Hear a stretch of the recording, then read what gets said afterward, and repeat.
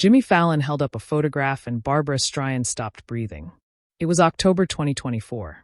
The Tonight Show starring Jimmy Fallon. Studio 6A at Rockefeller Center in New York City. Another Thursday night. Another celebrity interview. Another packed audience expecting laughs and stories and Jimmy's infectious energy. Barbra Streisand was promoting her latest memoir.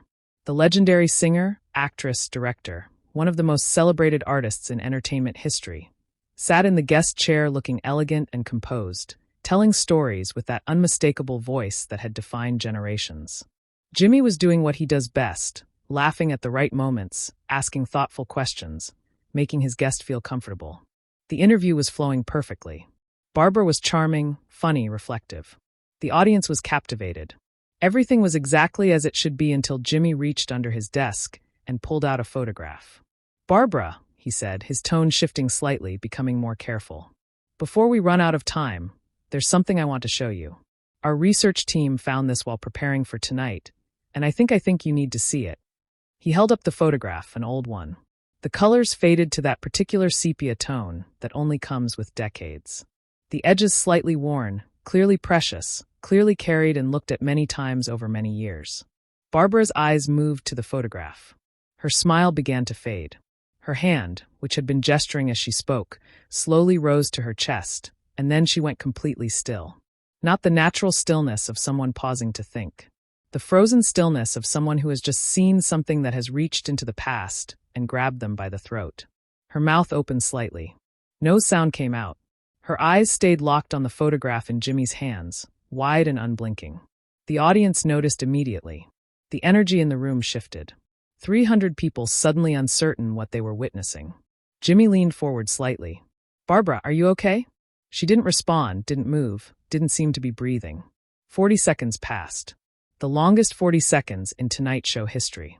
The band members shifted uncomfortably. Quest loved his drumsticks. The audience sat in confused silence. Jimmy stopped mid-joke.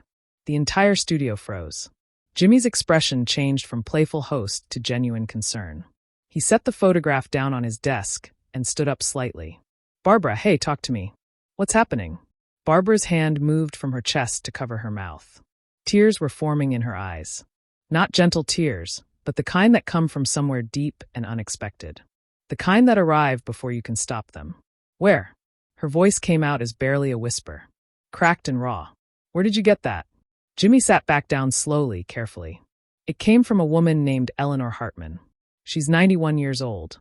She lives in Brooklyn. She sent it to our producers 3 weeks ago with a letter explaining what it is and asking if we could show it to you." Barbra's hand dropped to her lap. She was staring at the photograph like it was something impossible, something that shouldn't exist. "Eleanor Hartman," Barbra repeated, and something in her voice suggested the name meant something. Everything. To understand what happened next, you need to understand what happened in 1959. Barbra Streisand wasn't always Barbra Streisand, legendary icon of stage and screen. In 1959, she was Barbra Jones Streisand, a 17-year-old girl from Brooklyn with a strange voice, an unusual look, and dreams so big they scared even her. She just graduated from Erasmus Hall High School. No money for college, no connections in show business, no obvious path forward, just a voice that didn't sound like anyone else's, and a stubborn certainty that she was meant for something more than Brooklyn could offer.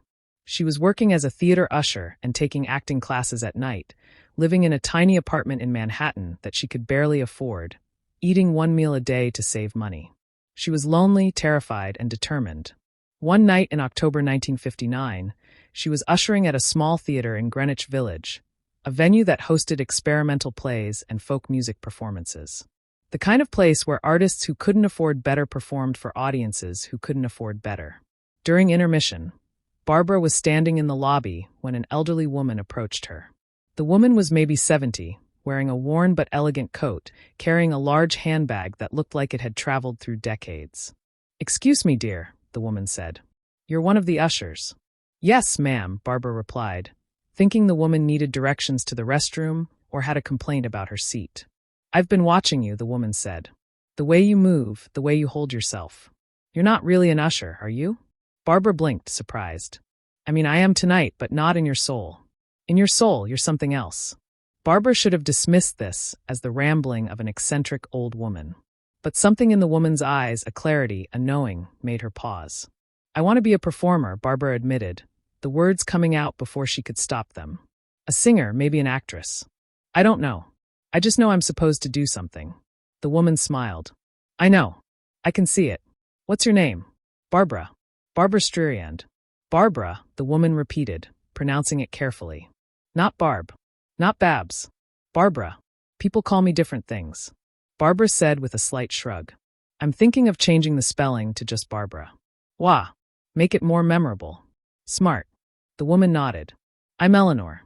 Eleanor Hartman. I used to be a singer too. Opera, mostly small venues. I never made it big, but I had my moments." They talked through the rest of intermission. Eleanor told stories of performing in the 1920s and 30s, of the joy and heartbreak of trying to make it in a world that didn't always appreciate unusual voices. Barbara listened, hungry for any wisdom, any connection to someone who understood. As the second act was about to begin, Eleanor reached into her handbag and pulled out a photograph. It showed a young woman, Eleanor, clearly maybe in her 20s, standing on a small stage in an elegant gown mid-performance, her mouth open in song, one hand extended toward an invisible audience. "This was me," Eleanor said, handing the photograph to Barbara. 1928, I was performing Puccini at a little venue in the village. It wasn't Carnegie Hall, but it was mine. This photo is the only proof I have that it happened." Barbara looked at the image at the young woman frozen in her moment of performance, so alive and present even through the faded photograph. "Keep it," Eleanor said. "What?" "No, I can't." "Keep it," Eleanor insisted. "Because you're going to make it, Barbara. You have something real. And someday when you're famous and people are taking your picture constantly, I want you to remember that it started with believing you had something worth showing. This photo is my proof. Let it be your reminder." Barbara tried to argue, but Eleanor pressed the photograph into her hands firmly. "Promise me something." The older woman said, "When you make it, not if, when, remember the girl in this photo. Remember that she was real even though the world never knew her name. Remember that every person who dreams deserves to be remembered, even if they never get famous." "I promise," Barbara said, not fully understanding, but sensing the weight of the moment. Eleanor smiled. "Good. Now go. The second act is starting, and someday soon, you'll be the one on stage, not in the lobby." Barbara never saw Eleanor Hartman again.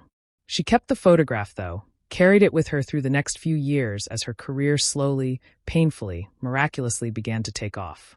Small nightclub performances, then larger venues, then television, then recordings, then Broadway, then Hollywood.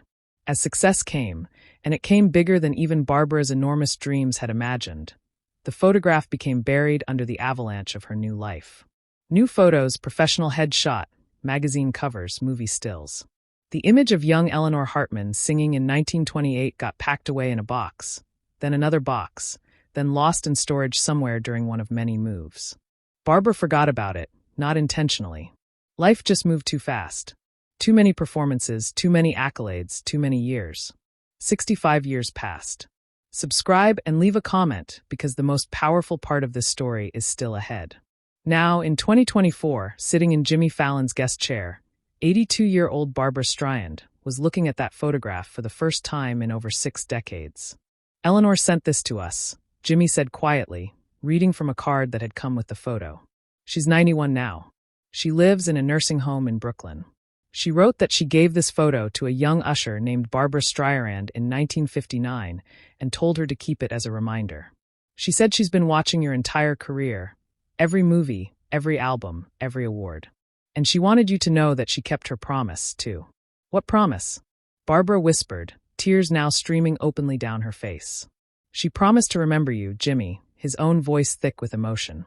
She wrote, "I told Barbara I would remember the girl who dreamed even when the world didn't know her name yet, and I have every single day. And I'm so proud." The studio was absolutely silent, not a cough, not a whisper. 300 people holding their collective breath.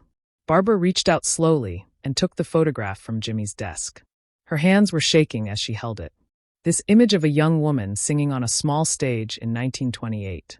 This piece of someone else's forgotten dream that had somehow carried her forward. "She gave me this," Barbara said, her voice breaking. When I was nobody, when I was just a girl who thought she might have something, but had no proof. She gave me her proof. She gave me her moment and told me to remember it mattered.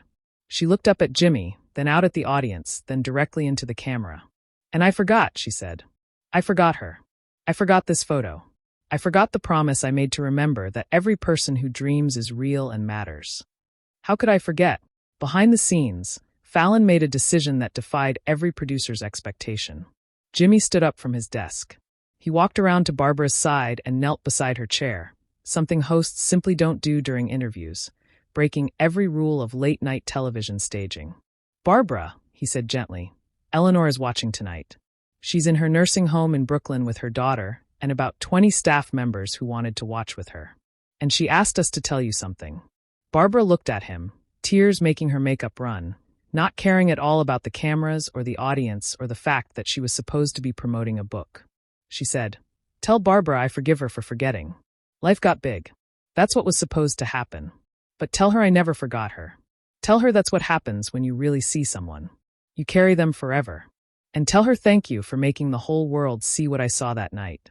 That she had something worth remembering." Barbra covered her face with both hands. The photograph still clutched in her fingers and sobbed. Not quiet, elegant tears, but deep body-shaking sobs that came from 65 years of carrying success and losing touch with the moment before success with the people who believed before anyone else did. The audience stood, all of them, not applauding yet, just standing in respect for this moment of grief and gratitude and recognition.